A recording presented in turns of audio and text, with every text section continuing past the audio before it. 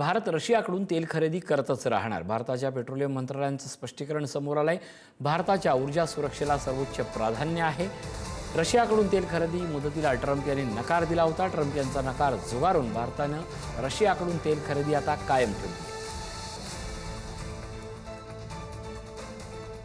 Regarding American waiver on Russia, I will like to emphasize that we have been purchasing from Russia earlier, and before waiver also, during waiver also, and now also. So it is basically the commercial sense which should be there for us to purchase. For OMCs to purchase. So that's my precise answer. There is no shortage of crude.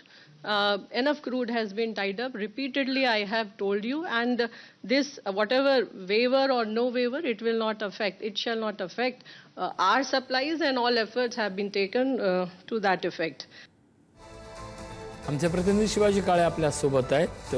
Shivaji, मोठी आंतरराष्ट्रीय स्तरावरची बातमी आहे। भारतीयच्या petroleum मंत्रालयाचं स्पष्टीकरण म्हणजे सरळ सरळ अमेरिकेला नकार देत भारतानं उचललेलं हे मोठं पाऊल आहे। काय अपडेट? अगदी एक मुद्दा हा आहे की स्वयंपूर्णता तेलाच्या बाबतीमध्ये आणि त्याचा अन्नधान्याच्या साखळीवरती होणारा परिणाम।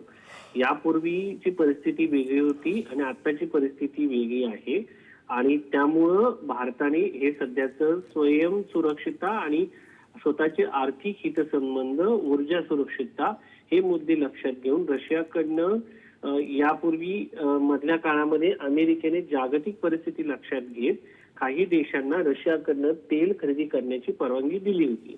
ही परवानगी आता संपलेली आहे। त्यानंतरही भारताने आता रशियाकडनं तेल खरेदी जी आहे ती सुरू ठेवलेली आहे। त्यामुळं यामध्ये कदाचित अमेरिका नाराजही होऊ शकतं, आणि या सगळ्या गोष्टीचा भारताने विचार न करता आपल्या देशाच्या नागरिकांना सर्वोच्च प्राधान्य देत आणि विशेष म्हणजे रशियासोबत आपला जो आर्थिक व्यवहार होतो तो आपल्या चलनामध्ये होतो, दोन्ही देशांच्या डॉलरमध्ये होत नाही, आणि जो या युद्धाच्या काळामध्ये डॉलरचा हे जे आहे परकीय चलनाचा तुटवडा निर्माण होणार आहे तो देखील या ठिकाणी त्याची उणीव देखील भासणार नाही। त्यामुळं हा जो तेल खरेदी व्यवहार आहे हा अत्यंत महत्वाचा आहे।